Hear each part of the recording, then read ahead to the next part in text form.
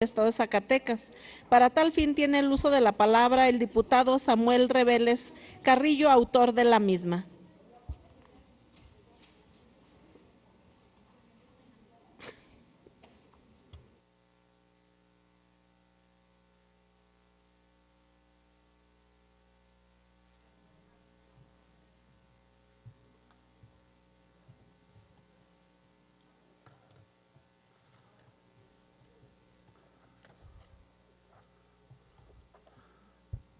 Con su permiso, diputada presidenta. Adelante, diputado. Con fundamento en lo dispuesto por el artículo 94 bis de nuestro reglamento general, le solicito me permita presentar un resumen de la iniciativa en referencia, toda vez que la misma se encuentra publicada íntegramente en la Gaceta Parlamentaria de este día. Quien suscribe la presente, diputado Samuel Reveles Carrillo, integrante del Grupo Parlamentario del Partido del Trabajo, someto a la consideración de esta honorable Asamblea Popular la presente iniciativa de reforma al tenor de la siguiente exposición de motivos. La Organización de las Naciones Unidas ha determinado que los principios de igualdad y no discriminación son parte de las bases del Estado de Derecho. Lo anterior fue refrendado en la declaración de la reunión de alto nivel sobre el Estado de Derecho, en la cual se pronunciaron en el sentido de que todas las personas, instituciones, entidades públicas y privadas, incluyendo el propio Estado, están obligados a acatar las leyes justas, imparciales, equitativas y tienen derecho a igual protección de la ley sin discriminación. La Declaración Universal de los Derechos Humanos en su artículo 2 establece que toda persona tiene derechos y libertades sin distinción alguno de raza, color, sexo, idioma, religión, opinión política, origen nacional o social, posición económica, nacimiento o cualquier otra condición. Además, no se hará distinción alguna fundada en la condición política y jurídica o internacional del país o territorio de cuya jurisdicción dependa una persona, tanto si se trata de un país independiente como de un territorio bajo administración fiduciaria, no autónomo o sometido a cualquier otra limitación de soberanía. Y el artículo 7 señala que todas las personas son iguales ante la ley y tienen sin distinción derecho a igual protección y contra toda provocación a la discriminación. Asimismo, la Declaración Americana de los Derechos y Deberes Humanos, en su artículo 2, ratifica las mismas prerrogativas.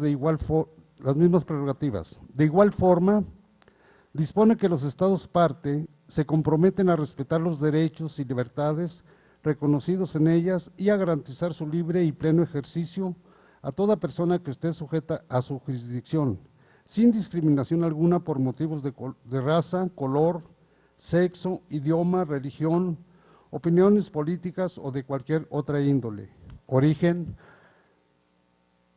o social, posición económica, nacimiento o cualquier otra condición. Pero también diversas resoluciones emitidas por organismos internacionales han tenido como objeto la protección de los derechos humanos en materia de orientación sexual. En la resolución por la orientación sexual e identidad de género, emitida el 4 de junio del 2009 por la Organización de los Estados Americanos, se resolvió condenar los actos de violencia y las violaciones de derechos humanos relacionadas y perpetrados contra individuos a causa de su orientación sexual o identidad de género. De esa forma, el plano internacional se ha buscado proteger los derechos humanos de las personas homosexuales. En ese supuesto, siendo los tratados internacionales parte de nuestro orden jurídico nacional, de acuerdo al principio de convencionalidad, el Estado mexicano, a través del gobierno federal y los subnacionales, deben velar por su irrestricto cumplimiento. Con la reforma del artículo 1 constitucional en junio del 2011, en materia de derechos humanos y sus garantías, dio un viraje en la forma de proteger tales derechos. Esta importante enmienda estableció que en los Estados Unidos mexicanos todas las personas gozarán de los derechos humanos reconocidos en esta Constitución y en los tratados internacionales de los que el Estado mexicano sea parte. Asimismo, de las garantías para su protección, cuyo ejercicio no podrá restringirse ni suspenderse, salvo en los casos y bajo las condiciones que esta Constitución establece. En este contexto, los derechos fundamentales plasmados en los tratados internacionales y aquellos contenidos en el texto constitucional deben ser acatados por todas aquellas autoridades, órganos, tribunales e instancias administrativas y jurisdiccionales del país, sin distinción de ninguna clase, so pena de transgredir las prerrogativas señaladas en el párrafo 5º del citado precepto, el cual dispone que queda prohibida toda discriminación motivada por origen étnico o nacional, el género, la edad, las discapacidades, la condición social, las condiciones de salud, la religión, las opiniones, las preferencias sexuales, el estado civil o cualquier otro que atente contra la dignidad humana y tenga por objeto anular o menoscabar los derechos y libertades de las personas. Bajo este argumento, nuestro máximo código político de la nación no hace distinción alguna sobre quiénes serán ciudadanos de primera o ciudadanos de segunda clase, sino que por el contrario, otorga un trato de igualdad a todas las personas, sin discriminación alguna motivada por los supuestos mencionados en el párrafo de cita, incluyendo las preferencias sexuales. Pero no solo eso, a esa gama de protección de derechos también podemos añadirle las múltiples jurisprudencias y criterios pronunciados en favor del derecho a la igualdad, esgrimidos por la Suprema Corte de Justicia de la Nación, la cual ha sido enfática en el sentido de salvaguardar sus facultades. Por todo lo antes fundamentado, como entidad no tenemos argumentación legal para que las legislaciones de menor rango a la Constitución Federal y los instrumentos internacionales pactados por el Estado sigan estableciendo disposiciones legales que dan un trato diferenciado y por ende atentan contra los derechos fundamentales de las personas del mismo sexo, cuando un principio básico para la convivencia social es la igualdad ante la ley. ¿Cómo puede un ciudadano acudir a un litigio desprovisto de sus derechos ante otro protegido por la Constitución y los tratados? De origen no habría igualdad y el fallo del juez inexorablemente sería a favor del segundo. Eso no debemos permitirlo, en razón de que de origen habría un tratado diferenciado y el primero de los mencionados gozaría de un conjunto incompleto de derechos, y eso no es el espíritu de nuestro texto constitucional, ni el de los tratados, ni mucho menos de los diversos pronunciamientos emitidos por el alto tribunal del país. En ese orden de ideas, como legisladores, además de armonizar nuestra legislación, es nuestra obligación proponer leyes y reformas que tengan como propósito fortalecer los derechos de los ciudadanos y tratar de suprimir las normas locales y aquellas disposiciones que atenten o pretendan atentar contra los mismos. El 2 de agosto del presente año, nuestros compañeros, diputada Marilena Ortega Cortés y el diputado Santiago Luna, integrantes de esta legislatura local, dieron el primer paso presentando una iniciativa de reforma al Código Familiar del Estado de Zacatecas, en la que esencialmente se modifica el concepto de matrimonio, que viene definido en su artículo 100.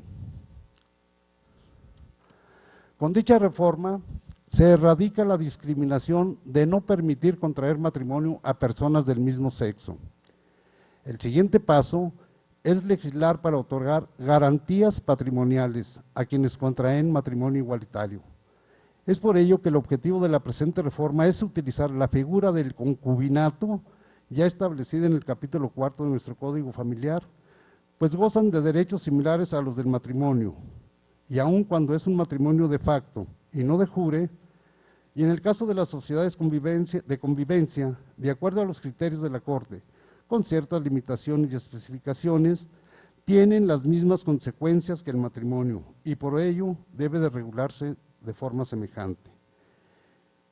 En esta tesitura, para una efectiva protección de sus derechos, consideramos que a la par de gozar del derecho a la igualdad y no discriminación, el Estado debe de velar por la protección de otros derechos, como lo es el poseer un patrimonio y transmitirlo, a no ser privado de sus propiedades, como lo previene el artículo 14 de la norma suprema, y tener acceso a la propiedad privada conforme al artículo 27 constitucional. El hecho de no gozar de una legislación eficaz en este sentido o tener que enfrentarse a una normatividad que limite estos derechos se actualiza como una grave discriminación. En ese orden de ideas, se propone reformar el Código Familiar del Estado con la finalidad de establecer reglas claras para que quienes celebren sociedades de convivencia cuenten con un marco jurídico eficaz que les otorgue plena seguridad en el uso, transmisión, cesión, sucesión y otras relacionadas con el patrimonio. Honorable Asamblea, con esta reforma armonizaríamos nuestro marco jurídico local respecto al federal y al de los tratados internacionales de los que México es parte, garantizando del mismo derecho a personas de igual sexo que así lo deseen a celebrar una sociedad de convivencia, proporcionándoles además certeza sobre sus bienes materiales. Es cuanto, diputada presidenta. Diputada presidenta, para pedirle al diputado si me puede suscribir con todo respeto a su iniciativa. Gracias. Se toma nota. De igual Gracias, manera, diputado. Santiago Domínguez. Ciudadana presidenta, Sí, a sus órdenes. para solicitarle al señor diputado en tribuna si nos permite suscribir su iniciativa. Claro que sí. De igual manera, diputada presidenta y diputado en tribuna, Jorge Torres. De igual manera, diputada presidenta Guadalupe Flores. En el mismo sentido, Giovanna Bañuelos. En el mismo sentido, Carolina Dávila. Igualmente, Patricia Mayela Hernández Vaca. Igualmente, Omar Carrera, diputado. De la misma manera, Isaura Cruz de Lira. Así es, más, vuelve a presentar y vamos todos. Si lo permite el diputado en tribuna, de igual manera, diputada presidenta Carlos Peña. Muy bien. Muchas gracias, diputado Sí, gracias a Samuel todos. Reveles. A la iniciativa se turna para su estudio y dictamen a la Comisión de Seguridad Pública y Justicia. Diputada presidenta, para solicitarle de manera respetuosa que amplíe el turno a la Comisión de Derechos Humanos, a la Comisión Legislativa, toda vez que nosotros tenemos ya una recomendación en ese sentido de la Comisión Nacional de Derechos Humanos. Sí, tomo nota, diputada. Gracias. Pero amplía el turno.